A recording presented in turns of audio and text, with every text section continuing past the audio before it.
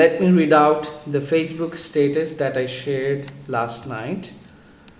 So, the wage of tea workers must be paid fully and at the earliest convenience without any further delay.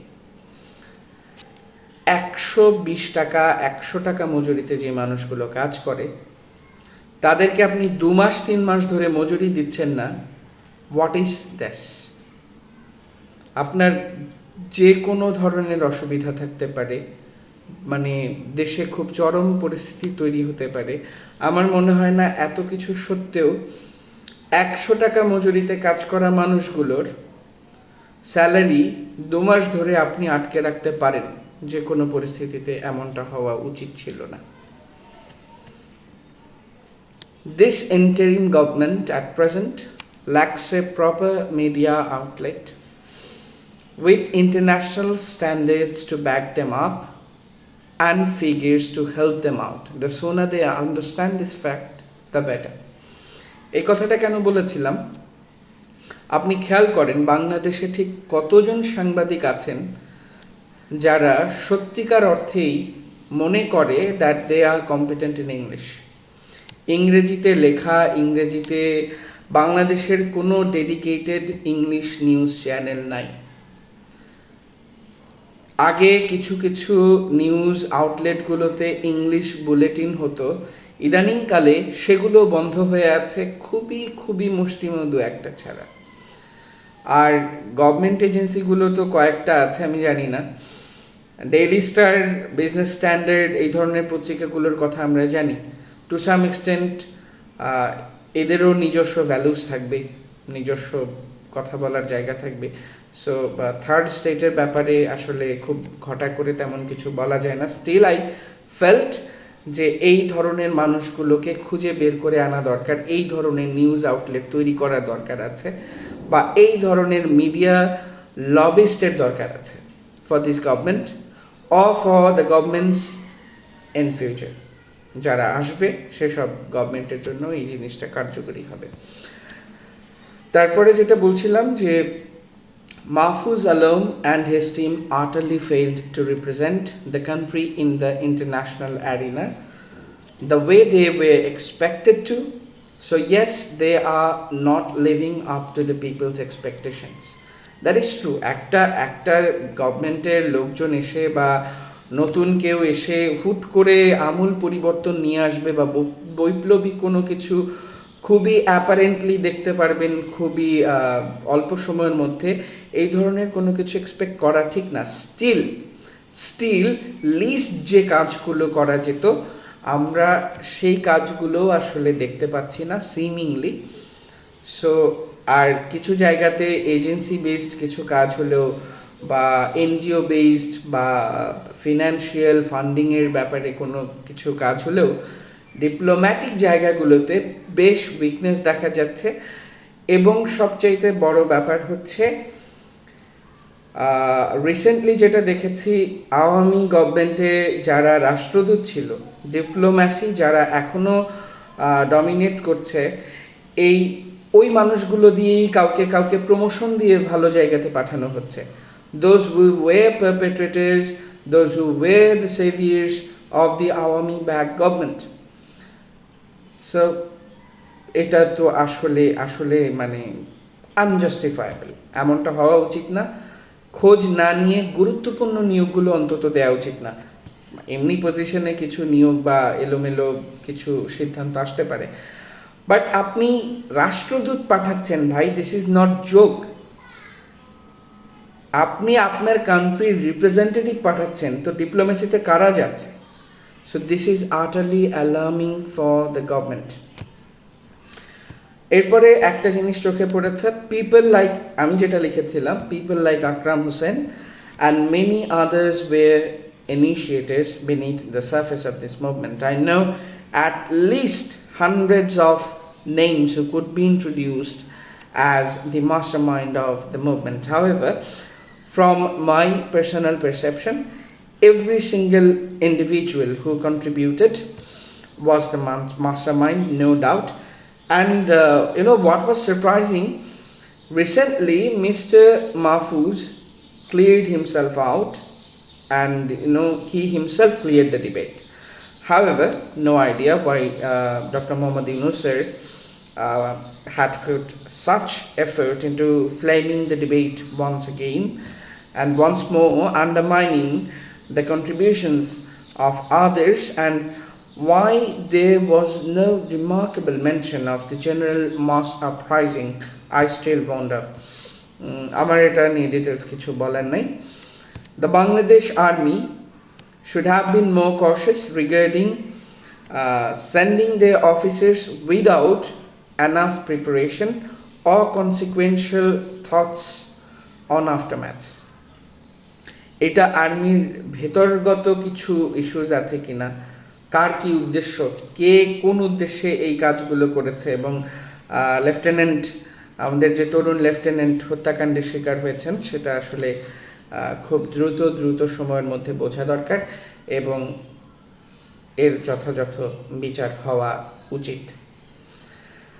The rehabilitation of Bangladesh Awami League leaders and other perpetrators in different guises seems alarming. Apparently, futility in restraining this flow would result in chaos for sure.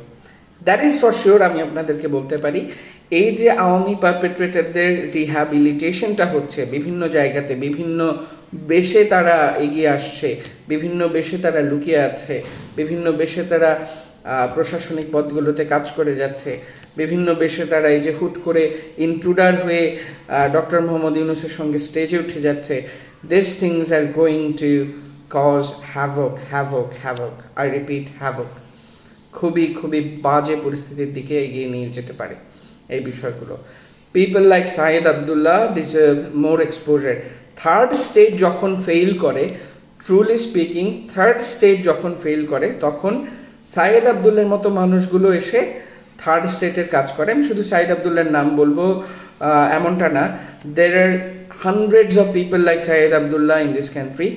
But the point is, আমি ওর নাম কেন mention করছি, কারণ ও আমার বন্ধু, আমি ওকে হয়তো ভালো চিনি অন্যদের চাইতে, তো সেই ক্ষেত্রে আমি ওর নামটা বলছি. But there are hundreds of people like him, এবং প্রত্যেককে সামনে নিয়ে আসা উচিত, এবং প্রত্যেকে এনাফ এক্সপোজার ডিজার্ভ করে. Advisors were previously scrutinizers. Now they have that chair on the other end. It's completely up to them how quickly they can adapt and change the deteriorated situation in this country.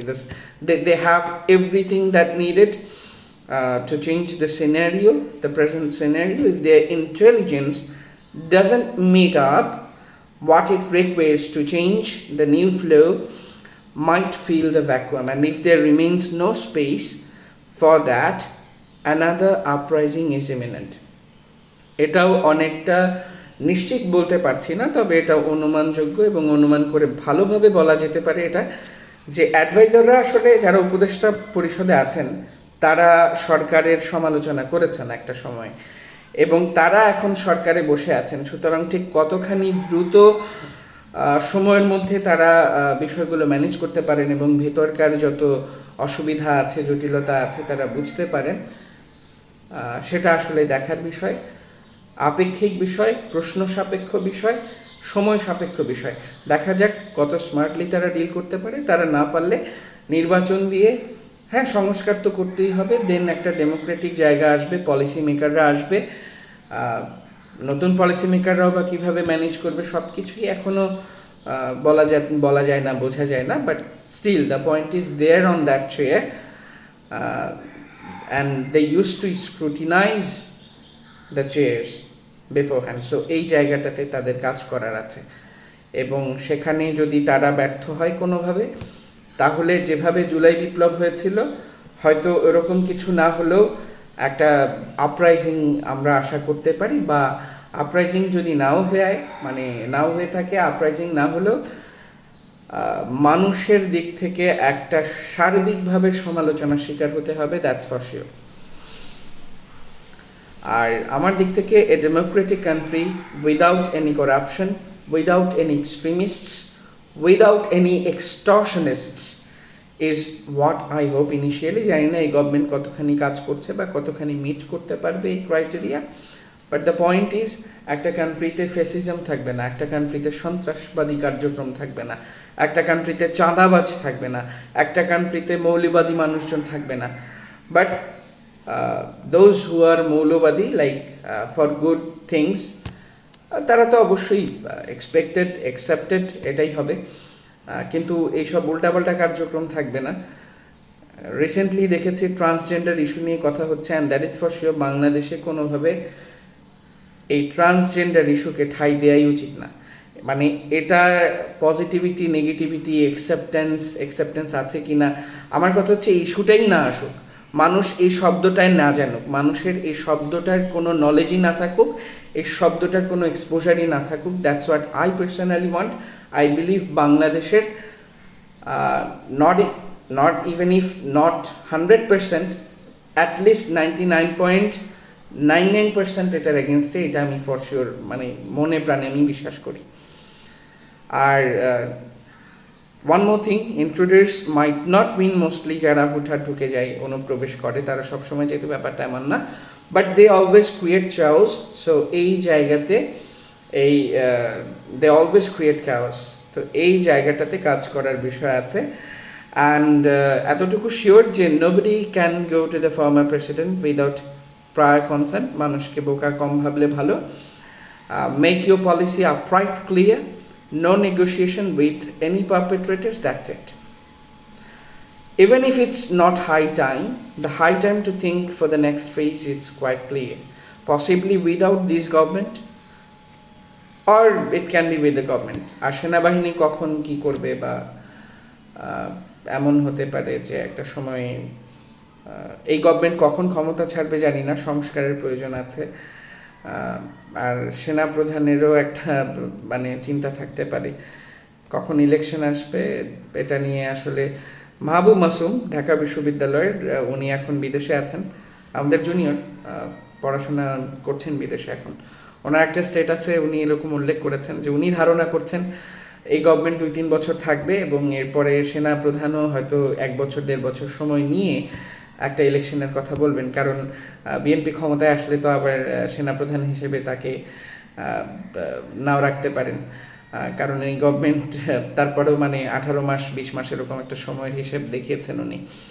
However আমার কথা এতটুকুই ছিল। যাই হোক, তবে সবচাইতে বড় হিসেবটা হচ্ছে টি ওয়ার্কার্স যারা আছেন, লো ওয়েজের কর্মচারী যারা আছেন, এদের বেতনটা অন্তত নিশ্চিত করা হোক, মানবেতর জীবনযাপন করা থেকে মানুষকে মুক্তি দেওয়া হোক, এবং যথাসম্ভব যথাযোগ্য সম্মান সহিত যে সবগুলো গার্মেন্টস খুলে দিয়েছে বা খুলে দিবে সব দাবি মানা হবে, এরকম একটা নিউজ আমি দেখেছি, আসিফ বলেছে কোন একটা নিউজ চ্যানেলে।